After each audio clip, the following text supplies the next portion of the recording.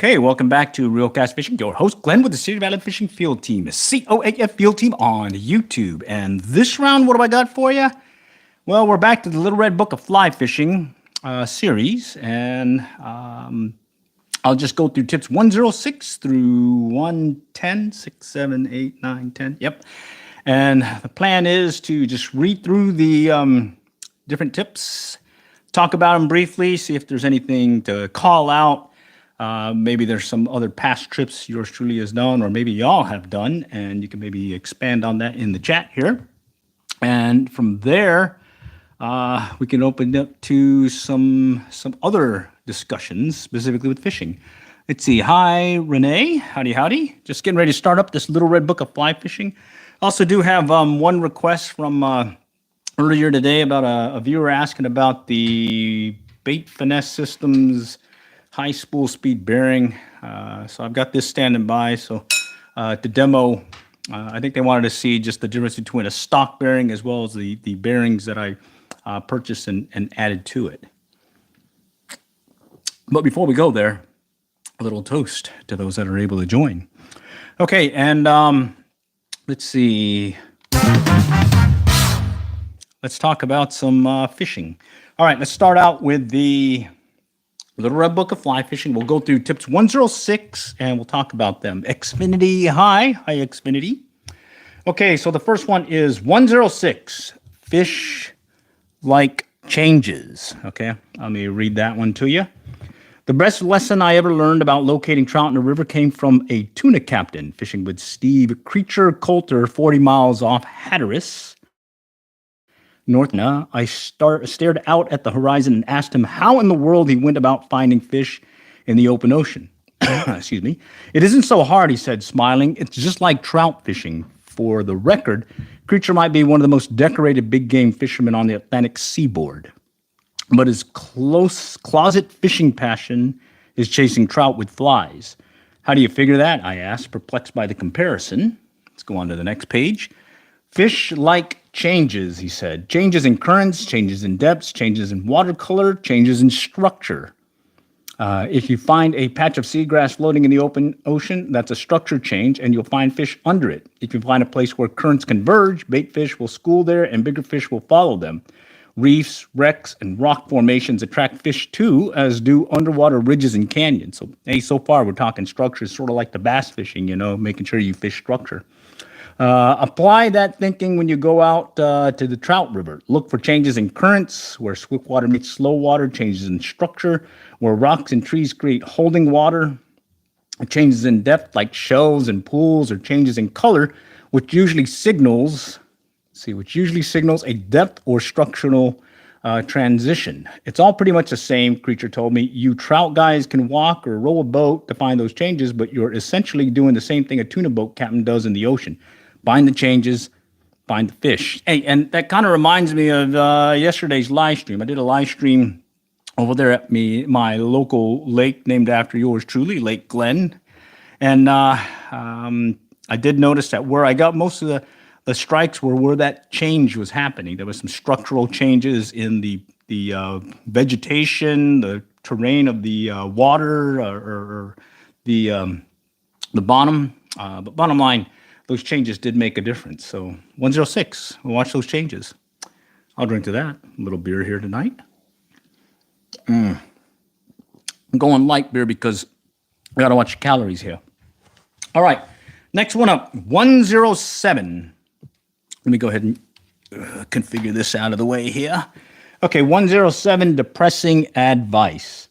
The subject wasn't really personal hygiene, although it might have been for a wet behind the gills angler grubbing his way along a series of Montana rivers in the early 1970s. Faced with the dual challenge of my first float trip and the mysteries of the lower Madison River, notorious as the world's, I'm reading out of the Little Red Book of Fly Fishing, notorious as the world's longest riffle for its lack of distinguishing characteristics, I presented my dilemma to Lee Wolf. All right, that's interesting. Okay, and again, we're on number 107. Noted for his economy of speech, the legendary angler answered me with a single word: bathtubs. I wonder what bathtubs have to do with fishing here. The wisdom of this odd advice soon became clear, however. In what appears to be an even-flowing river, look for holes in the surface. Cavities in the riverbed that form a resting place out of the main flow are echoed on the surface as slight depressions. Ooh, interesting. For an angler zipping along in a drift boat, the task lies in spotting these depressions well ahead in time to prepare a suitable cast. You recognize them as low spots on the surface, a direct reflection of the bathtub effect immediately below. Oh, that's interesting. I never thought of that. Okay. So what they're talking about is they're fishing a particular location, a flowing river and whatnot, and there may be some depressions down below, or you'll also see a depression on the surface. And so you want to kind of target those when it comes to fly fishing for trout.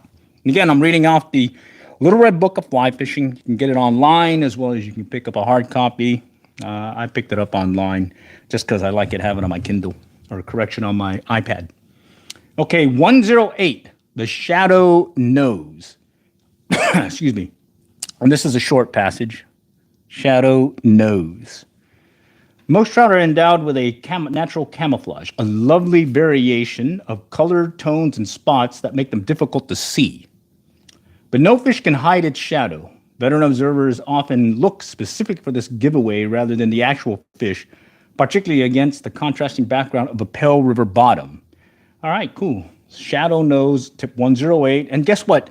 I did pick that similar tip from a fly fishing guide over there at Beaver's Bend, over there in Oklahoma, where he was suggesting as you walk the river to go locate trout, that it may be better to make sure you have your polarized glasses and look for those shadows, those shapes of some stretches of water before you actually start fishing it. So, hey, that's a good one. 108, the shadow nose. Look for those shadows when you're fishing a particular stretch of river.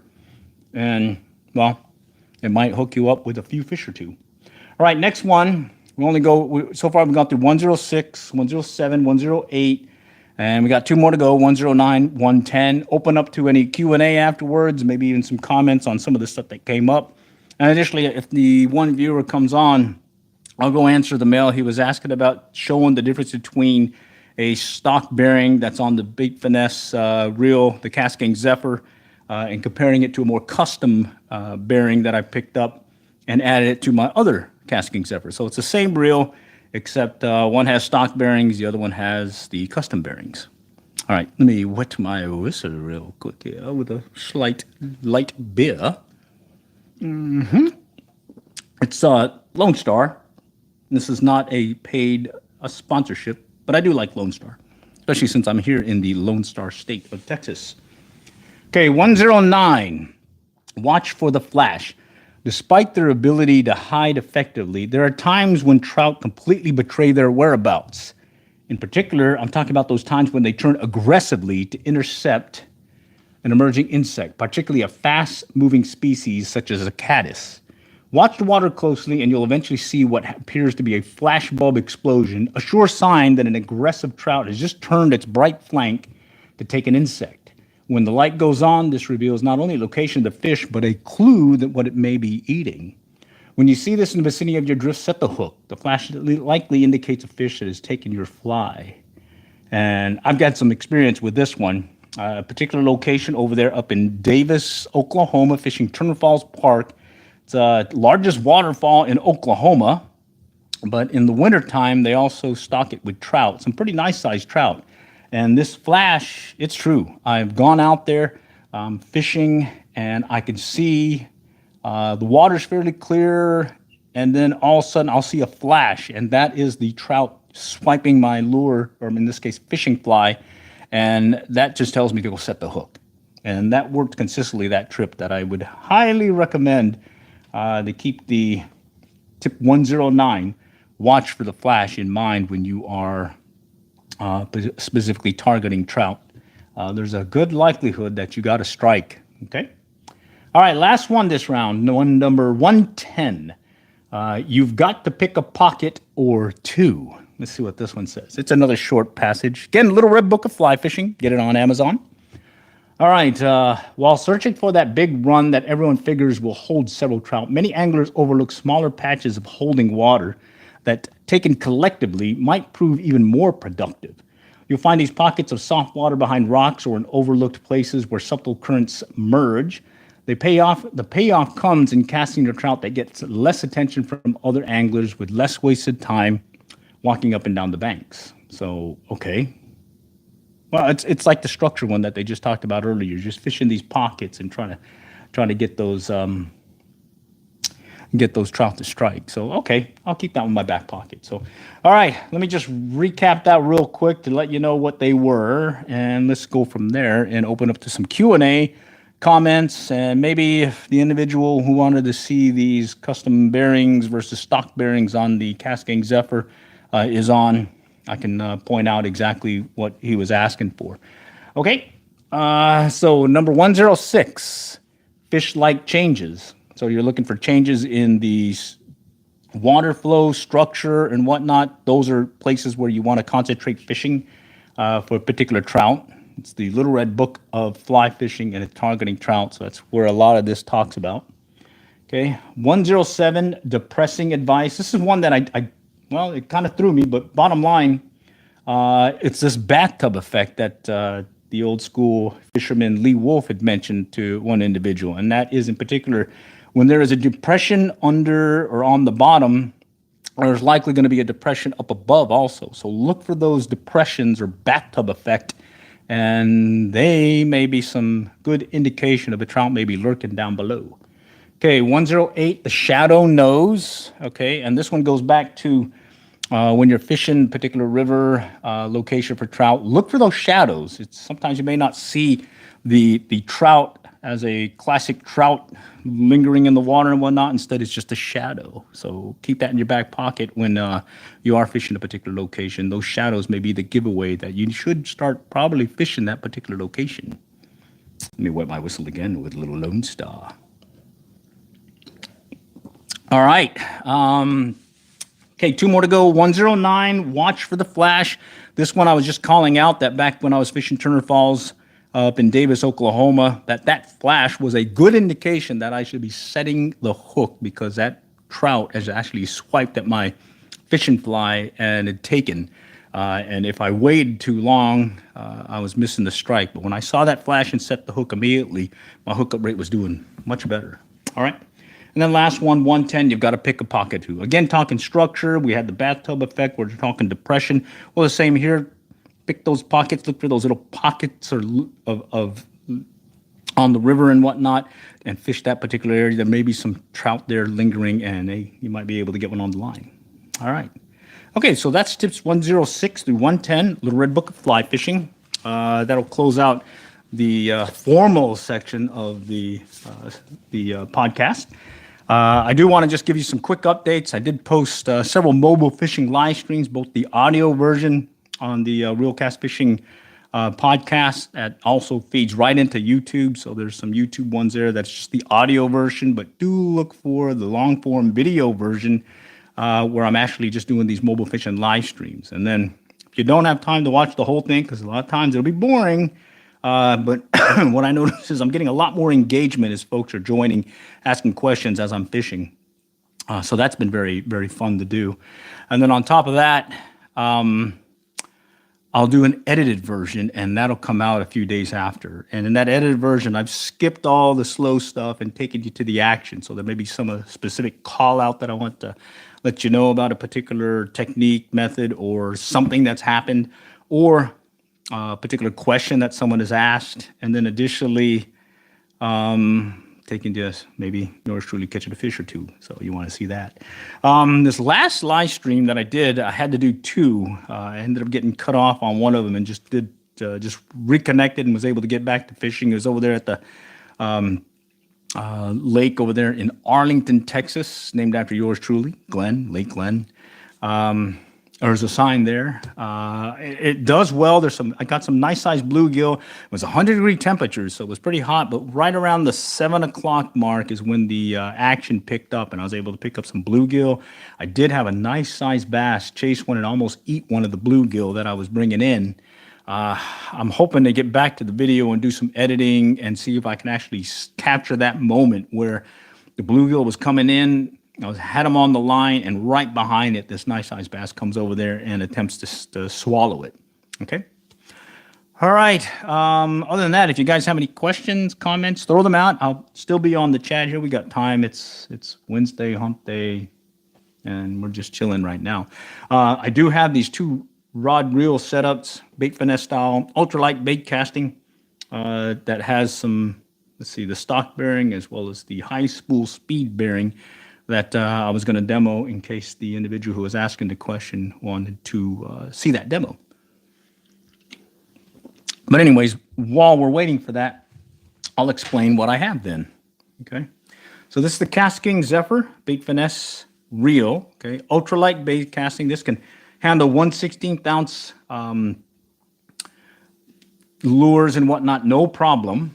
And then I have the exact same one, but right here, but it has the real clicker version.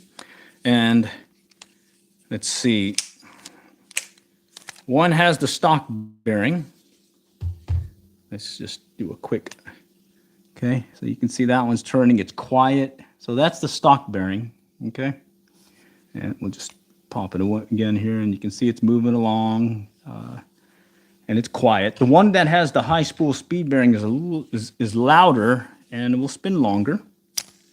So you can hear it turning and you can see it spinning. The other thing that's key is it doesn't take much to get the momentum started to spin this thing. That thing starts spinning right away, and I think that's another reason why you're able to cast lighter lures with this thing. All right, excuse me. And then, let's see. I took the line off it, all right, but some key call-outs that I would say with the Casking BFS Reel is you want to make sure you pay attention to the amount of line that you put on the reels, okay? A lot of times if you put the full capacity that it can take, I don't exactly know. Oh, here we go. It's got a gear ratio of 7.2 to 1. Line capacity, 1 pound test, 70 meters, 1.5 pound is 60 meters, okay? Well, I don't put that much. I do more like 50 turns of line on here when I'm first starting out to educate my thumb, maybe bump it up to 75, and then later on I'll go to 100 turns, and then later on 150 turns. But most of the time I just keep it around 75 after my thumb is educated in this case. With the stock bearings, no problems casting inline spinners, 1/16 ounce. With the high spool speed ones, you can take it to about 1/24 with no problem, 1/24 ounce. All right, pretty fun. Let's see.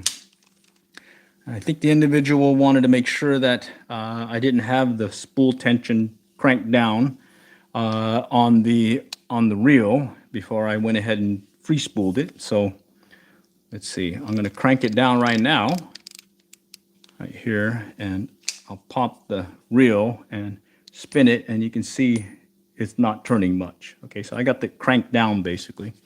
And then I'm gonna use these lines here and count 4 back and back it off 4 of these segments. So there's 1, 2, 3, 4. All right, and I find that that's kind of like a good starting point in this case. And so you can see it's now spinning, okay?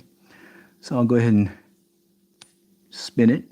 You can see it goes that long.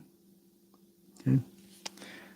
And then you can also do it the other way where you pop the handle and then open it and it spins. Okay, and that's a stock one, and you notice it doesn't make that much noise. It's very quiet. So I noticed with the high spool speed bearing one right here, okay, that one's noisier, but it sure can spin. It doesn't take much to get it kick-started, and I believe that is really the key. So we'll do the same thing here. I'm going to crank it down so there's no movement. Okay, so it's not moving at all, hardly. One turn, basically. And then I'll do another count back 4 segments. So 1, 2, 3, 4. Okay, and you can hear it and you can see it spins. It's much easier to get it kick started right there, and I believe that's the reason why I'm able to cast some lighter lures compared to the stock one. On top of that, we can do the, let's see, let's go ahead and kick start it with the handle. There. And it'll just keep going. All right. One thing that you also want to make sure is, right now I've got it backed out to 0, so it has basically no braking set on it, and that's just for this demo. But typically, once I have it dialed in, got the spool tension and whatnot, then I'll do that last tweak where I'll adjust the brake as to the situation or the lure that I'm actually using. And I got a video on that explains how I like to set these so I don't get any backlashes. I'll still get some backlashes, of course, but not as many when I have it set right, especially when the thumb is educated. All right, so I'll do it again. Let's see. Let's go back here. All right, ready.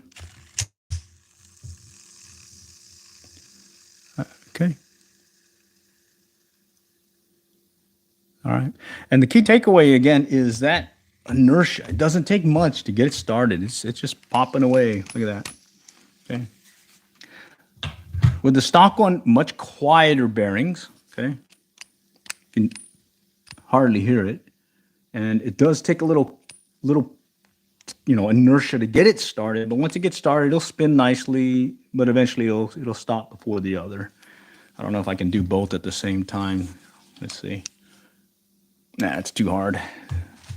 Let's see.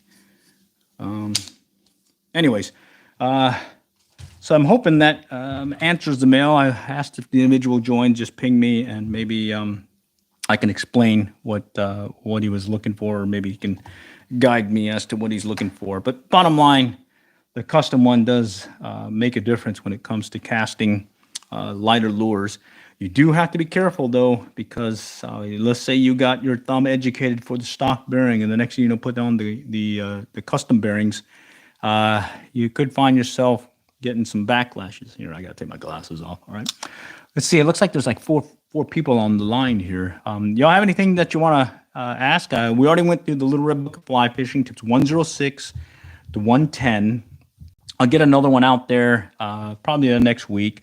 I do have a bunch of these mobile fishing live streams that I'm reposting via the audio version. Had some requests over the course of the past year to put out an audio version because some folks like to listen while they're in the car. Bear with me. My cat is over here messing with a bag, and it's making some noise here. I do have these BFS Reels standing by in case someone pings me to see that demo again. And then additionally, I am planning on doing another mobile fishing live stream, just trying to see if, I'm really interested in getting my center pin reel rod out and doing some float fishing with some of that dough bait that I made the other day. I'm suspecting there's a nice sized catfish or two lurking in a particular pond that I know of in the area. Additionally, I am trying to make that run up to Denison Dam. I've been watching the generation schedule and the water flow. Things are looking promising. I think if you time it right, you might be able to fish between those generation schedules, when the water may be flowing or maybe tailing down because they've shut the water flow, and give it an hour or two afterwards, and you might have some pretty good action over there fishing that tail race. All right. And then for you guys that are out there just listen in, any particular fishing you want to talk about, it's the open forum at this point. Let's see.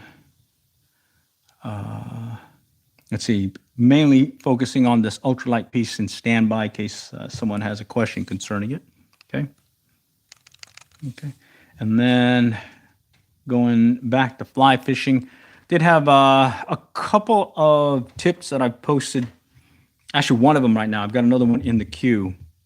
One that I posted earlier today that was from the mobile fishing live stream where I was pond fly fishing. And that one was where I was explaining how to use your finger when you are casting. You want to make sure that when you are holding the fly rod, put the line between your finger here and keep that tension on the line. All right, it takes up the slack, allows you to immediately tighten down on the line and secure it in place so that you can set the hook. You can either do a line pull at the same time as you set the hook, or lift up. I tend to do the line pull to set the hook.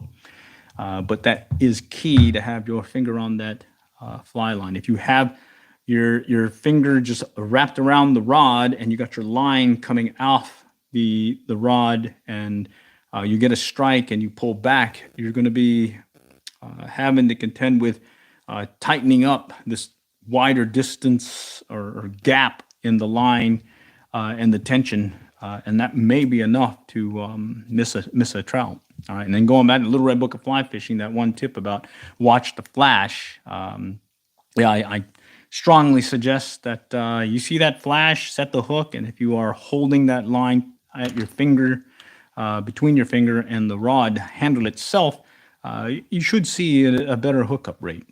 All right. Let's see. Do have a couple of live demo ones that I'm also prepping for, specifically just to talk of the slab and jig rig that I used when I went and did some kayak fishing earlier this past few weeks. They opened up some of the boat ramps in our area, but when I had gone that one weekend, there was only one private boat ramp available because the water level was so high. Corps of Engineers shut down the boat ramps at our local lake here, but it's gotten better now. So the worst case scenario, I may throw out the jug lines and see if I can do a little catfish fry also. So I do know that we may have some rain in the next few days, so I may have to make some adjustments there, but I know that the temps will be well below 100 degrees, and that 100-degree temperature was definitely brutal.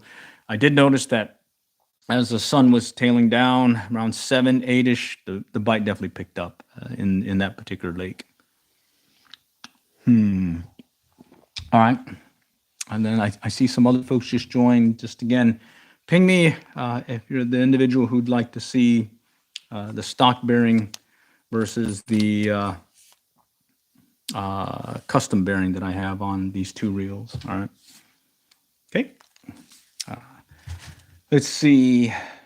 That said, I am leaning again, doing another mobile fishing live stream where I'm using that 2-pound test line again, and that Flight Feather Kingfisher reel, just because that thing can cast some lightweight, like really ultralight lures. And sometimes I believe I've gone to some locations highly pressured, and just going with that smaller size presentation lure is enough to elicit that strike and actually outperforms the other folks using some just standard size lures.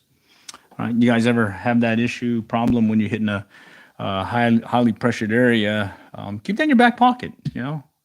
Try a different lure. Try an undersized or smaller size lure. See if that makes a difference. And then I've been really happy with that Z-Man Ned rig.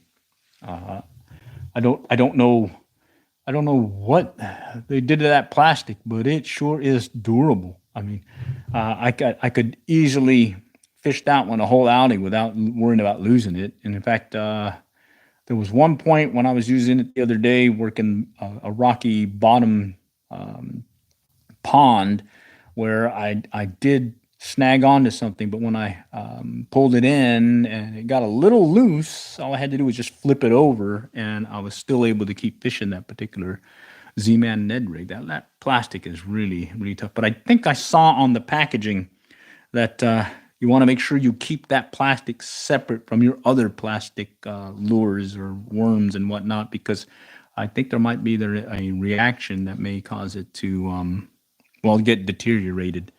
So let's see. I wonder if the audio is good here. I'm looking at the audio level, and I'm not sure. Okay. Hello.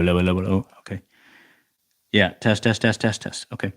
I did get a question as to what is the gear that I use for mobile fishing live streaming, and I explained it. I I had a video coming out today, but it's going to be coming out tomorrow that explains it. But hey, we're live right now. Bear with me. I'm going to go run and get it real quick, and I'll just explain here live for those that are on the live stream the setup that I use. I find that this is the most convenient and readily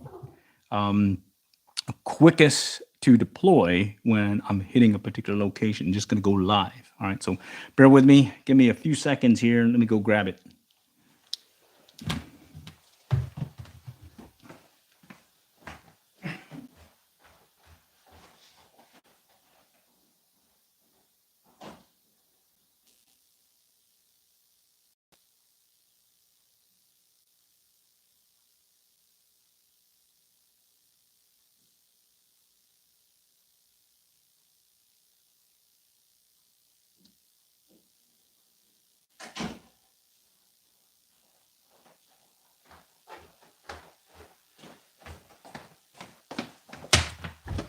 All right, I'm back. All right, I'm put my glasses on here. Let me see if I got good audio levels. Check, check, check. Test, test, test. Okay. I'm also using. It's called a pod track from Zoom that I believe works really well. Also, when you're doing these podcasts, I also just do some on the fly with another microphone. But this one I call my mobile podcasting setup. So let me see. Let me grab it here.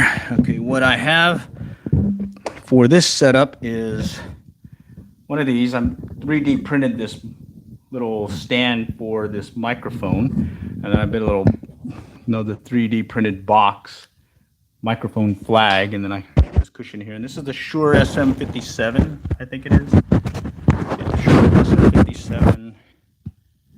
Shure SM57. Hello, hello, hello. It's one that musicians like. It's very heavy, and it seems to be pretty durable. I've dropped it several times and it's still working. All right, so I have that, and then I have an XLR cable that's going into that Zoom pod track. All right, and all I have it in is on a toolbox that I repurposed to store all this gear, and I have my phone on that toolbox also, and it's got a phone holder in place, and then there's a 3.5 millimeter connection into the Zoom pod track with an OTG cable that's converting it to a USB-C. So now it's feeding directly into the phone. So I'm hearing what's being said on the phone, as well as I'm also hearing what's being said on the microphone, and it's mixing it automatically. That's kind of the reason why I went with the pod track. All right, and here is the pod track, Zoom pod track. All right. Right here. So there's the XLR mic cable that's going to the microphone. Right now, I just have a simple headphone to put in my ear. I normally use another headphone that covers both my ears and works really well. I have a power bank that connects into the Zoom pod track, so I don't have to worry about battery. And when it's connected here and feeding in, it's automatically mixing everything. So I don't have to make any adjustments, just make sure that the audio level's good, and I just go from there. And then what's also cool is we got a little theme song built in. All right, you get a little clapping going on too. And then of course, think about it, and then little rim shot there. What do you say? Anyways, this is pretty cool. This is great for my mobile podcasting setup. Been really happy with the sound quality as well as the durability of the gear. And then I do have a 3D printer, and there's a lot of stuff that I've just kind of customized to it that I've been really happy with also. And then going to the mobile live streaming that I do when I'm out there fishing. I'm streaming straight from this phone, Samsung Galaxy S22. Let's see. Yeah. And then what I do is right here, it's made by Tellitson. Okay. And I can pop this out. It's got a magnetic connection as well as a locking mechanism here. what happens is you put it around your neck, lock it in place like so. Just bear with me. I gotta always take a look at it and make sure I've got it in there correctly. Okay, there we go.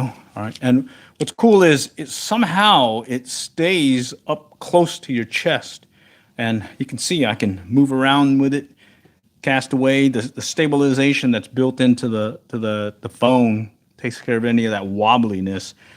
The thing that I find that most is a detractor is if I'm in bad coverage, then I'll get some kind of spotty video. But if I'm in good coverage, I just, fish away and just keep talking. And what's also nice is as you're fishing, you can lean down and take a look at any comments, questions that are coming in. But, you got to pay attention because a lot of times I'll just get sidetracked and I'll be just fishing because, hey, I'm fishing. All right. The other thing is, go ahead and take this off. All right. The other thing is because the different phone holders that you use to hold your phone, I tend to go with this one that has a screw connection here because I believe it gives it a more secure connection versus just a spring tension one because you hate to see your phone going in the water. And so that's what I use. Tellison. All right. You go on Amazon, look for the COAF or City by Nine Fishing Amazon store. Look in there. I've got one of these posted in there. Definitely take a look at it. I don't think they're sold out at this point, but yeah, this is what I use. Okay, it connects here, and then I put my phone and I fish away. All right. Now, the key thing though is, all right, it's great you got your audio, or it's great that you got your video and everything's there. You're ready to go and stream, and you can fish away. But if your audio is not so great, you're going to lose some folks on the line. And so what I find is if you try just streaming straight from your built-in microphone on your phone, it's just not going to make it. There's going to be too much noise from background noise, wind noise, the noise from you as you're walking about and whatnot. So what I find is key is to get you a lav mic. Okay, there are some other mics that are available, some wireless and whatnot. I just kept it simple. I just went with a lav mic, 3.5 millimeter connection here. All right, they do make some now that are a direct USB-C, but I just went ahead and took the OTG converter, all right, and just connect it to my phone. Put this on my lapel of my shirt. Tuck in the excess into the pocket. I wear these Columbia shirts a lot when I go fishing. And then I just start fishing. And to me, that is the quickest, easiest setup to be out there mobile fishing, live streaming, and staying engaged with your audience. Because you could have a fair amount of people joining on the live stream, coming in and out, coming back and forth, kind of skipping around. And then they'll come in and ask some questions and whatnot. And you want to be able to just readily see them and be able to answer the mail as you're fishing and even stop. If it's a good question and you need to give it that time to answer the mail, definitely do so. Now, there are a lot of folks that are also just going to be posting all kinds of junk. YouTube has a pretty good moderation piece that will throw out some of the, excessive things. But you'll still get a few going back and forth, and all I do is I just ignore them and just keep going on. As long as it's related to fishing comments, go for it. If it's something else, ignore it, keep fishing. Also, sometimes you'll get some pretty good engagement, some of the folks on there. So I'll see some of the conversation going back and forth of different things, comments, questions coming up. And if I see a particular conversation that I think others should also discuss more, I'll just bring it up on the call and just say, hey, that's a good point, and just start walking through it.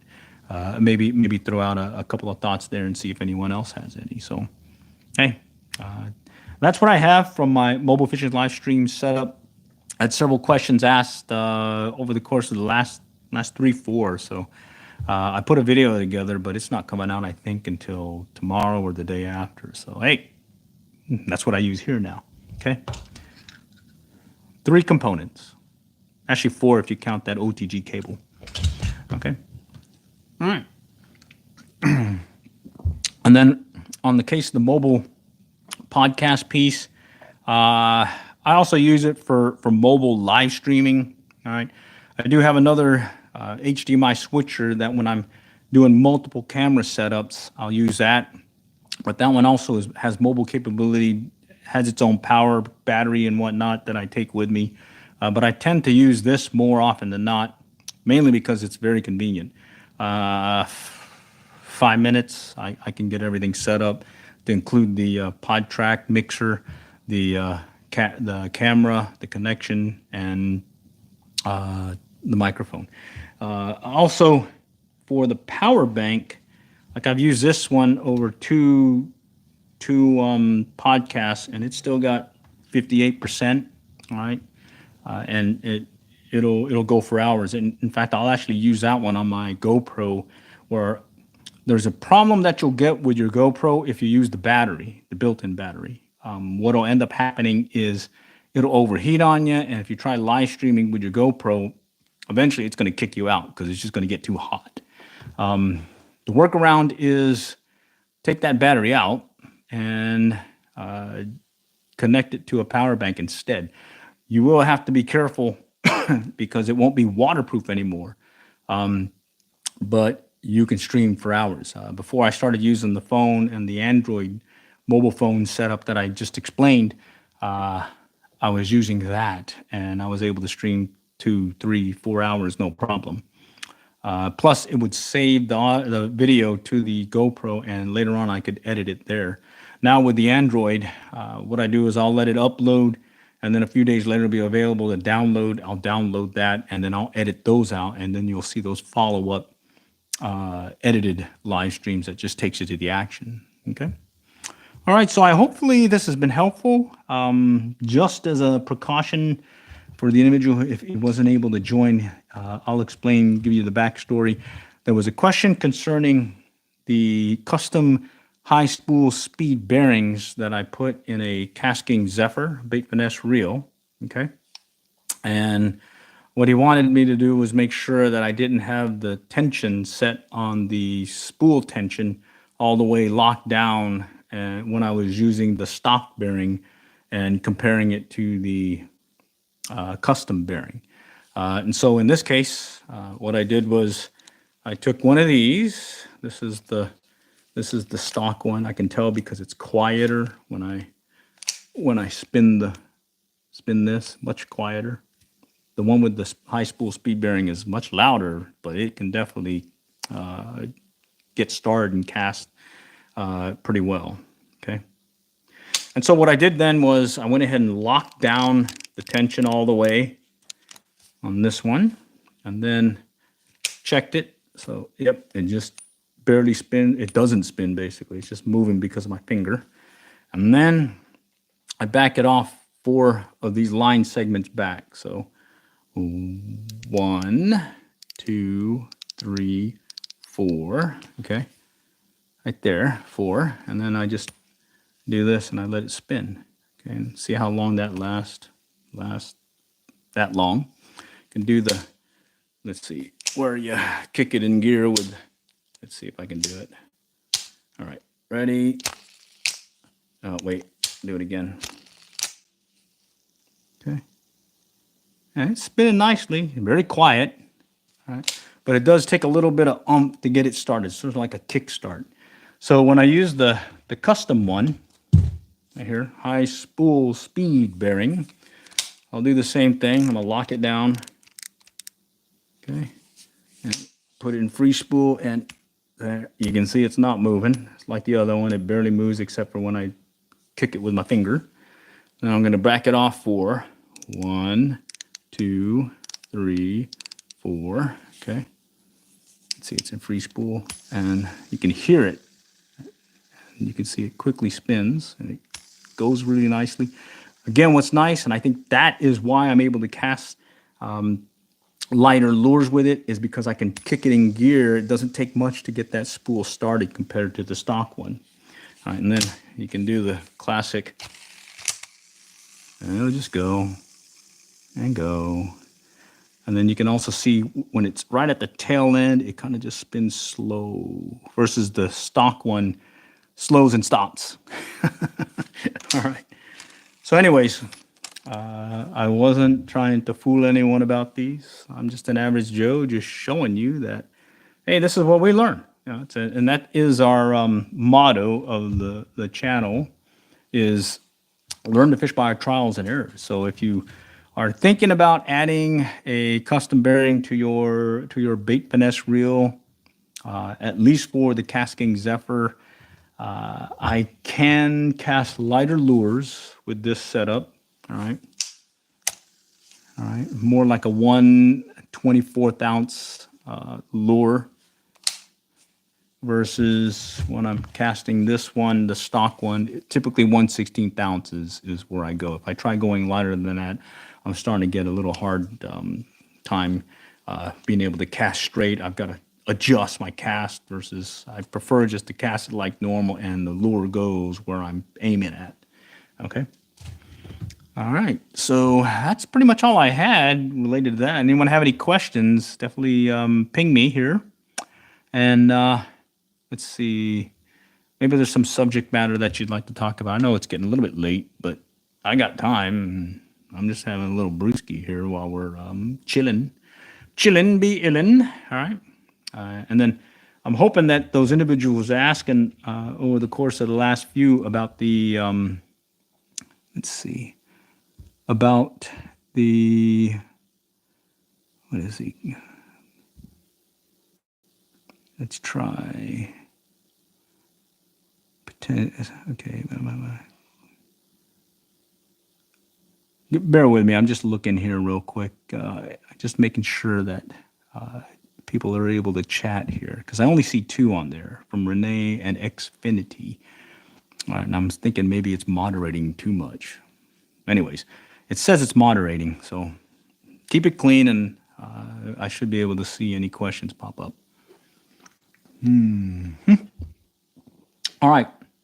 So just to recap everything, we went through the Little Red Book of Fly Fishing, tips 106 to 110, shifted over to some open forum comments, some updates, specifically looking at some of these mobile fishing live streams that I've done over the past few weeks, and then brought up the bait finesse reels just to explain, answer the mail. Someone wanted to see a demo of the difference between the two bearings that I have, the stock bearing and the custom bearing.